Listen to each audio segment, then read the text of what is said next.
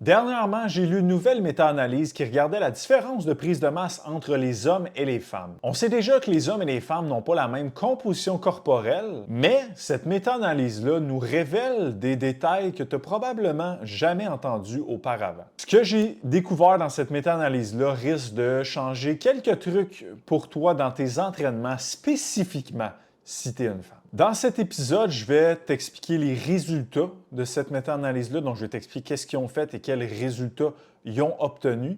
Et par la suite, je vais t'expliquer comment, concrètement, tu peux te servir de ces résultats-là pour maximiser tes résultats de prise de masse, que tu sois un homme ou une femme. Donc, on va regarder ça en 3 étapes. La première étape, on va regarder comment l'étude a été faite et quels résultats ils ont obtenus.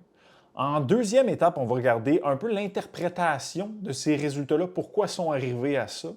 Et en dernier lieu, je vais t'expliquer comment tu peux mettre ça à profit pour avoir plus de résultats de prise de masse, encore une fois, que tu sois un homme ou une femme. Donc, rentrons dans les résultats de l'étude. C'était une méta-analyse de 2024. Et pour les nouveaux, dans le jargon scientifique, une méta-analyse, c'est une étude d'études.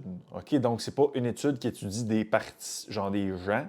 C'est comme une étude qui étudie des études qui, eux, ont étudié sur des humains.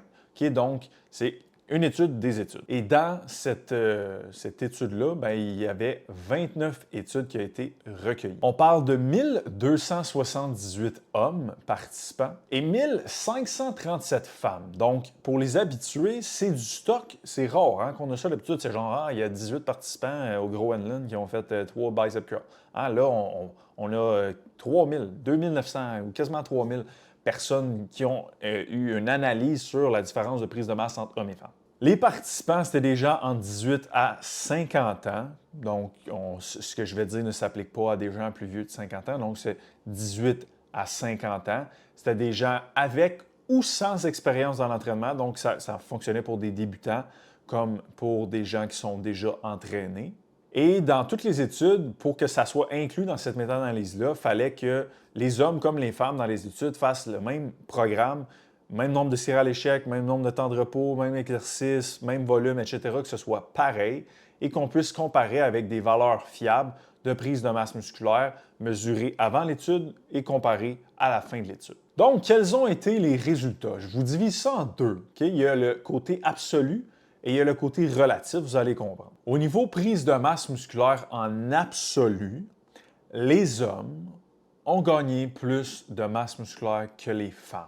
Okay? Donc, si on regarde les 29 études qu'on a sous la main, ça nous donne que les hommes vont prendre plus de masse musculaire que les femmes en absolu.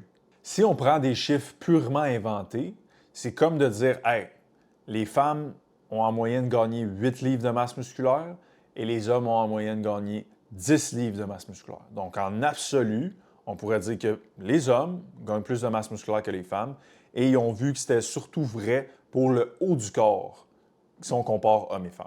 Mais maintenant, ils ont regardé aussi relatif. Et c'est là que ça devient intéressant. Si on regarde relatif, il n'y avait pas aucune différence entre les hommes et les femmes.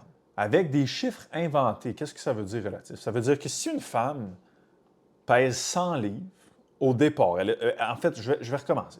Si une femme a 100 livres de masse musculaire au départ et l'homme a 150 livres de masse musculaire au départ, les deux ont une augmentation de 10 de leur masse musculaire.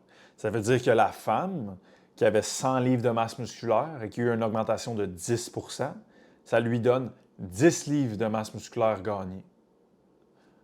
Par contre, l'homme, lui aussi, c'est 10 mais lui, il a 150 livres de masse musculaire au départ. Donc, lui, il a gagné 15 livres de masse musculaire. Donc, en absolu, l'homme a gagné plus. Mais relatif, les deux ont gagné exactement la même chose. Donc, est-ce que les hommes gagnent plus de masse musculaire que les femmes? En absolu, oui. Relatif, non. C'est la même chose. Donc, passons à l'étape numéro 2, un peu comment interpréter ces résultats-là, puis après ça, je vais vous dire comment utiliser tout ça. Donc, numéro 1, physiologiquement parlant, une femme et un homme, si on zoom out un peu, on appelle ça des humains. Hein? Donc, les deux personnes, c'est des humains. Donc, le principe est le même pour bâtir du tissu musculaire.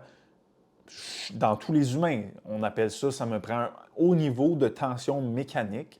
Et pour produire un haut niveau de tension mécanique, je dois avoir mes fibres musculaires activées. Donc ça reste le même pour les deux.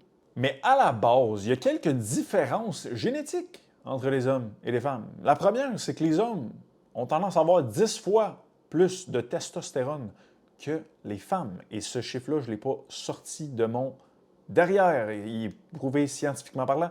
Les références sont en description.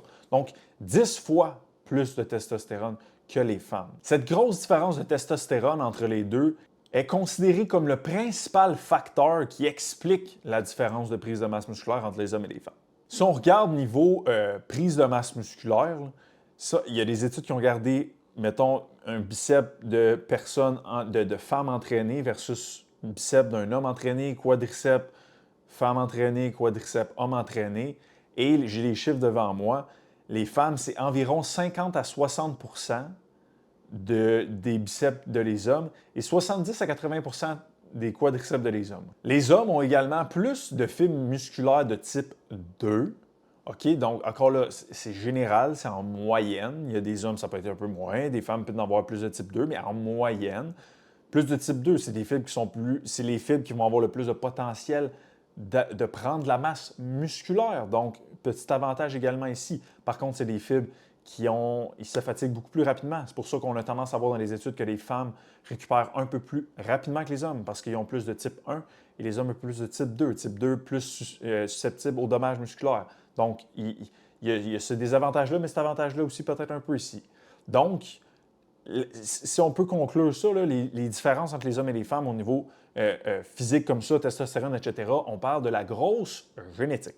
Donc, si relatif, les gains sont les mêmes entre prise de masse homme-femme, vous comprendrez que c'est sûr qu'en absolu, ça va être plus... On va dire, ah, l'homme, il prend plus de masse. Parce qu'il est plus lourd, il va avoir plus de masse musculaire à la grosse base à cause de ces différences génétiques-là. Mais si on regarde relatif, je suis une femme, je fais un programme, je suis un homme, je fais un programme, on va gagner le même nombre de pourcentage de masse musculaire par rapport à la masse musculaire qu'on avait à la base en débutant notre programme. Donc moi, je trouve ce résultat d'étude-là assez cool, honnêtement, de dire « Hey, il y a un potentiel dans les... il n'y a pas d'excuse de moins de potentiel d'hypertrophie ou quoi que ce soit. » Là, c'est comme « Hey, je peux gagner relativement. C'est pareil entre les hommes et les femmes. » Donc maintenant, basculons à la troisième étape. C'est comme, OK, mais sachant ça, on va regarder les principes ensemble qui bâtissent la masse musculaire chez les humains, sachant que hommes et femmes, il n'y a pas de différence relative. Donc, il y a deux choses qui vont générer une prise de masse musculaire chez les humains. Numéro 1, il faut que la fibre musculaire soit activée. Si elle n'est pas activée, elle ne pourra pas produire un haut niveau de tension mécanique et c'est ce haut niveau de tension mécanique-là qui génère la cascade qui induit une prise de masse musculaire. Donc, numéro 1, tu veux avoir ta fibre musculaire activée. Numéro 2, tu veux qu'un coup qui est activé, elle génère un haut niveau de tension mécanique. Si tu fais ça, tu vas susciter une prise de masse, tu vas stimuler une prise de masse. Et là, si on arrive dans le gym, qu'est-ce que tu fais pour faire ça? Il faut que tu ailles à l'échec musculaire ou très, très proche de l'échec musculaire. Et 2, tu dois augmenter tes reps ou tes charges de semaine en semaine pour t'assurer de toujours être au même point d'échec musculaire et de générer toujours le même niveau de tension mécanique. Ça, c'est le côté entraînement. Côté nutrition, tu veux t'assurer de manger 1 gramme de protéines par livre de poids de corps, femme ou homme, et tu veux avoir un surplus calorique de environ 5 % si on regarde la science. C'est bien suffisant pour bâtir de la masse musculaire.